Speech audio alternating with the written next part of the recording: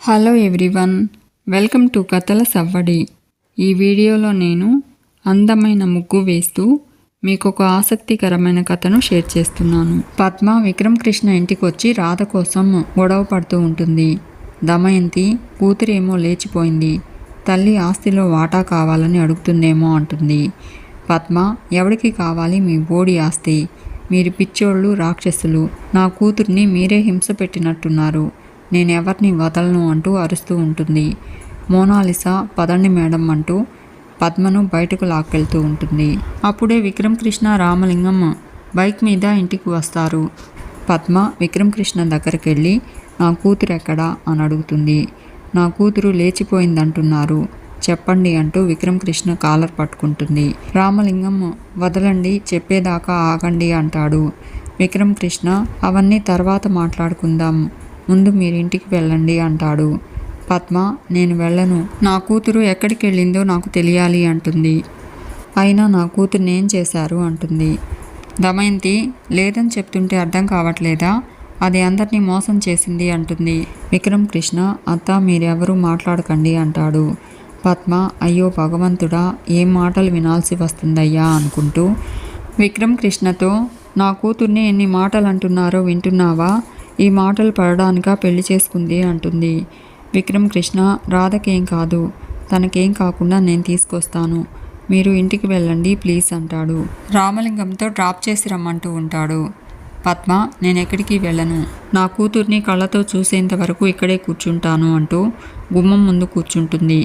విక్రమ్ కృష్ణ రామలింగం వెళ్ళిపోతారు. Mona Lisa, madam ఇక్కడ కూర్చోకూడదు అంటూ పద్మ చెయ్యి పట్టుకోబోతుంది. పద్మ, చెయ్యి వేసావంటే చంపేస్తాను అంటూ కోపడుతుంది. ఇదంతా చూస్తూ ఉన్న వసుంధర, కూతురు వంతైంది, ఇక తల్లి డ్రామా మొదలైందా అంటుంది. అందరూ లోపలికి వెళ్ళిపోతారు. ఇక దుర్గా అంబులెన్స్ని బెలూన్స్తో డెకరేట్ చేసి బెలూన్స్ కింద దాక్కుని ఉంటాడు. రాధ తన కళ్ళకు కట్టిన గంతలు తీసుకుని వెళ్ళబోతూ ఉంటుంది. దుర్గా సడన్గా పైకి లేచి రాధను భయపెడతాడు. ఎలా ఉంది నా సర్ప్రైజ్ అంటూ నా ప్రేమను తక్కువగా అంచనా వేయకు అంటాడు. కేక్ రాధ ముందుంచి హార్ట్ కేక్ అంటూ నా హార్ట్ని నీ ముందు పెడుతున్నాను అంటాడు. రాధ, ఏంటి ఇవన్నీ అంటుంది. దుర్గా, అడిగావా బంగారం అంటూ నువ్వు అడగకపోయినా సిన్సియర్ ప్రేమికుడిగా చెప్పేవాణ్ణి కదా, అది నా బాధ్యత కదా బంగారం అంటాడు.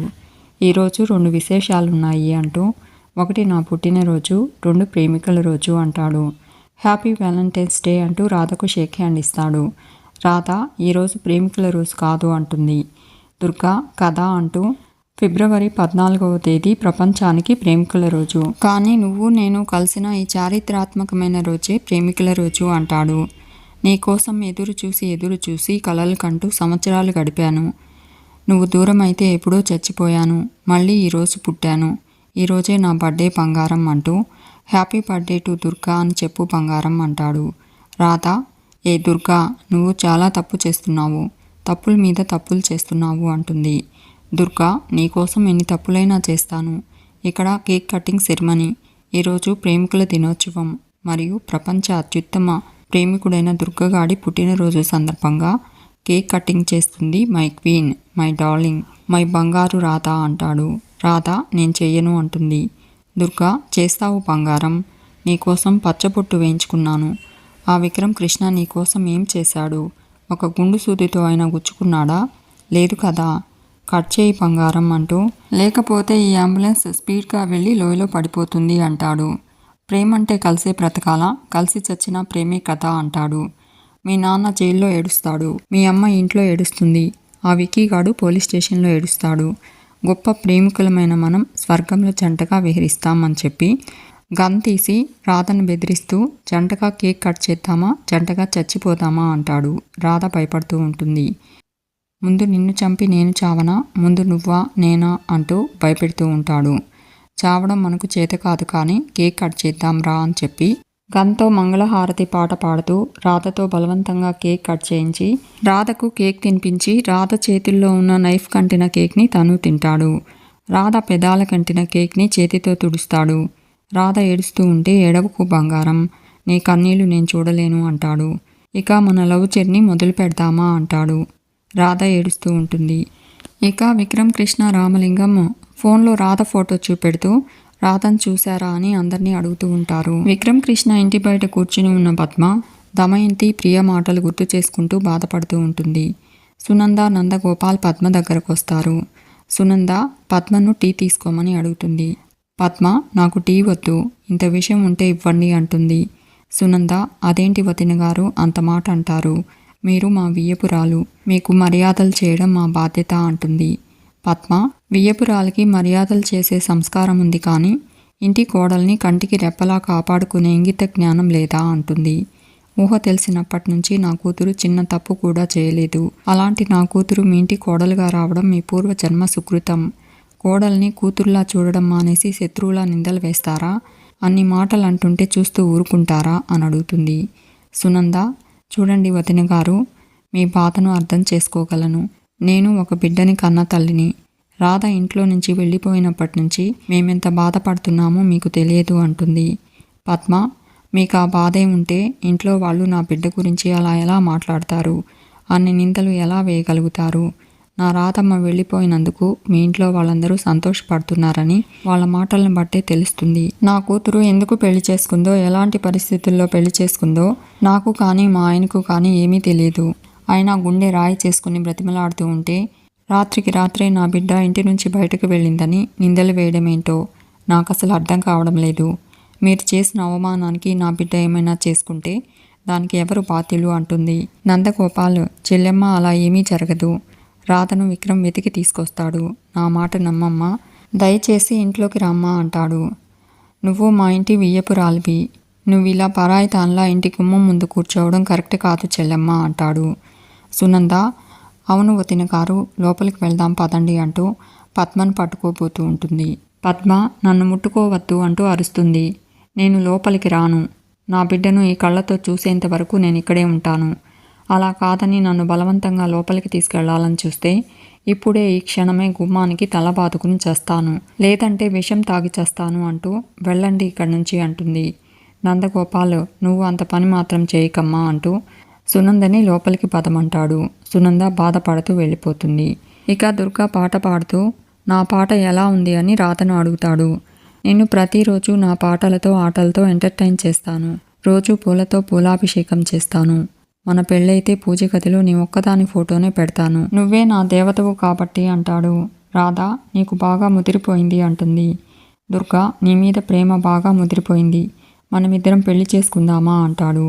రాధ పగటి కలలు కనకు అంటుంది. దుర్గా నీకింకా వాడి మీద నమ్మకం ఉందా అంటాడు. రాధ విక్రమ్ కృష్ణ పోలీసు, తిక్క తిమ్మిరి ఫుల్గా ఉన్న టెంపర్ పోలీసు, నిన్ను వదలడు అంటుంది.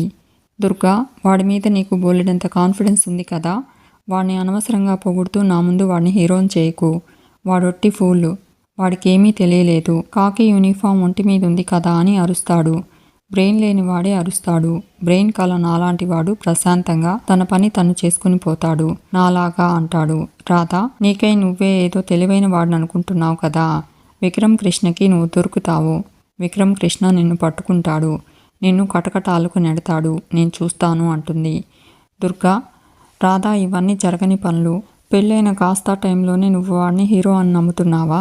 ఈ దుర్గగాడు ప్లాన్ వేస్తే తప్పదు, దుర్గగాడు స్కెచ్ వేస్తే మిస్ అవ్వదు, దుర్గగాడు చదరంగంలో ఎత్తేస్తే అసలు తిరుగుండదు అంటాడు.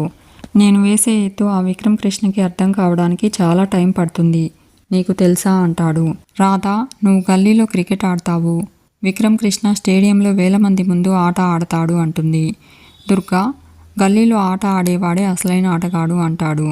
రాధా విక్రమ్ కృష్ణని తక్కువ అంచనా వేయకు అంటుంది. దుర్గా వాడి అంచనాలకు దుర్గగాడు దొరకడు, నా ప్లాన్ వాడికి అర్థం కావడానికి జీవితకాలం పడుతుంది. ఈ అంబులెన్స్లో మనం వెళ్తామని వాడు ఊహిస్తాడా? ఎవరి అంచనాలకు అందని వాడే దుర్గగాడు అంటాడు. నీ అందాలతో విందు భోజనానికి తేదీ ముహూర్తం వేదిక అన్నీ సిద్ధం చేశాను అంటాడు. రాధ దుర్గని చెంపదెబ్బ కొట్టి చంపేస్తాను అంటుంది. పిచ్చి పిచ్చిగా మాట్లాడావంటే నీ అంతు చూస్తాను, విక్రమ్ కృష్ణ నిన్ను కనిపెడతాడు, నీ పని క్లోజ్ చేస్తాడు అంటుంది. దుర్గా ఏంటి రాధా నీ ధైర్యం అంటాడు. విక్కీలా గన్ను పట్టుకుని తిరిగితే ఎవరైనా హీరో అనుకుంటారు, నాలా ఉండాలి. ఈ దుర్గగాడు స్వయంభూ, ఎవరూ చెక్కని శిల్పం, నన్ను నేనే మలుచుకున్నాను అంటాడు. రాధ నీ గర్వం పొగరు అణుగుతుంది, విక్రమ్ కృష్ణని తక్కువ అంచనా వేస్తున్నావు అంటుంది.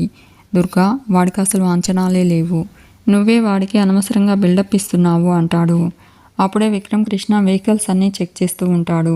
దుర్గా విక్రమ్ కృష్ణను చూసి, ఇప్పుడేంటి విక్రమ్ గాడు అక్కడే ఉన్నాడు, దమ్ముంటే నిన్ను కాపాడమని చెప్పు అంటాడు. రాధ విక్రమ్ కృష్ణను చూసి, విక్రమ్ కృష్ణ గారు నన్ను కాపాడండి అంటూ అరుస్తూ ఉంటుంది. విక్రమ్ కృష్ణ రాధను చూడకుండా అంబులెన్స్ని వెళ్ళమని చెప్తాడు. దుర్గా వాడి చేతిలోంచి దర్జాగా మనం తప్పించుకుంటున్నాం అంటాడు. తాడిని తన్నేవాడుంటే వాడి తల తన్నేవాడుంటారంటారు. ఆ తలను తన్నేవాడి నేనే, ఈ దుర్గగాడే అంటాడు. ఏడుస్తూ ఉన్న రాధను చూసి, బాధపడకు రాధ, నీ కళ్ళల్లో ప్రేమ కనిపించాలి కానీ ఇలా కన్నీళ్లు కనిపించకూడదు. నన్ను ఏం చేయమంటావో చెప్పు. వాడికి తెలివిలేదు, కళ్ళ ముందున్నా పట్టించుకోలేకపోయాడు. మరి నన్నేం చేయమంటావు అంటాడు. వాడికంటే నేనే గొప్పవాడినని ఇప్పటికైనా అర్థమైందా అంటాడు. రాధ కోపంగా చూస్తూ ఉంటే, నువ్వు కోపంగా చూసినా నా వైపు చూస్తున్నావని సంతోషపడతాను అంటాడు. రాధ, నీ సంతోషం ఎక్కువసేపు నిలవదు దుర్గా అంటుంది. దుర్గా, నీ నోటి వెంట దుర్గా అన్న పిలుపు వింటే నా ఒళ్ళు పులకరించిపోతుంది. మళ్ళీ చెప్పు, ఫోన్లో రికార్డ్ చేసుకుంటాను, కావాలంటే రింగ్ టోన్గా పెట్టుకుంటాను అంటూ, చెప్పు రాధా ప్లీజ్ అంటాడు. రాధ, చూడు దుర్గా, నువ్వేదో పెద్ద సాహసం చేశావని, నన్ను కిడ్నాప్ చేశావని విర్రవీగిపోతూ సంబరపడిపోతున్నావేమో. విక్రమ్ కృష్ణ వస్తాడు, నువ్వు పాతాళంలో ఉన్న జుట్టు పట్టుకుని బయటికి లాగుతాడు అంటుంది. దుర్గా, నేనేం చెప్పమన్నాను, నువ్వేం చెప్తున్నావు అంటాడు. రాధా, నువ్వు చెప్పింది నేను చెప్పడం కాదు, నేను చెప్పింది బాగా విను. రికార్డ్ చేసుకుంటున్నావు కాబట్టి మళ్ళీ మళ్ళీ విను. నీకు పోయే కాలం వచ్చింది, అదే జైలుకు పోయే కాలం వచ్చింది కాబట్టే నా దగ్గరకు వచ్చావు. నా లైఫ్ని డిస్టర్బ్ చేశావు, నన్ను కిడ్నాప్ చేశావు. నీ చాప్టర్ క్లోజ్. త్వరలోనే జైల్లో చిప్పకూడు తింటావు దుర్గా. నీ ఓటమి మామూలుగా ఉండదు. విక్రమ్ కృష్ణ కొట్టే దెబ్బ నీకు 7 జన్మలకు గుర్తుంటుంది అంటూ, చాలా ఇంకా చెప్పాలా దుర్గా అంటుంది రాధ. ఇక దుర్గా రాధను గోడౌన్లో బంధిస్తాడు. దుర్గకు కనిపించకుండా రాధ ఒకచోట దాక్కుంటుంది. అక్కడే ఉన్న దుర్గను చూసి రాధ భయపడుతుంది. దుర్గా రాధ ముందుకు దూకి రాధ మెడలో ఉన్న తాళిని లాగపోతూ ఉంటాడు. రాధ చిటికె వేస్తూ, దమ్ముంటే తాళి తెంచరా, సింహం ఇక్కడే ఉందిరా, దాని రోరింగ్ వింటావా అంటుంది. అప్పుడే విక్రమ్ కృష్ణ షట్టర్ ఓపెన్ చేసుకుని గోడౌన్ లోపలికి వస్తాడు. దుర్గా రాధ తాళి వదిలేస్తూ విక్రమ్ కృష్ణను చూసి షాక్ అవుతాడు. మీకు ఈ వీడియో నచ్చితే లైక్ చేయండి, షేర్ చేయండి, తప్పకుండా సబ్స్క్రైబ్ చేసుకోండి. Thanks for watching.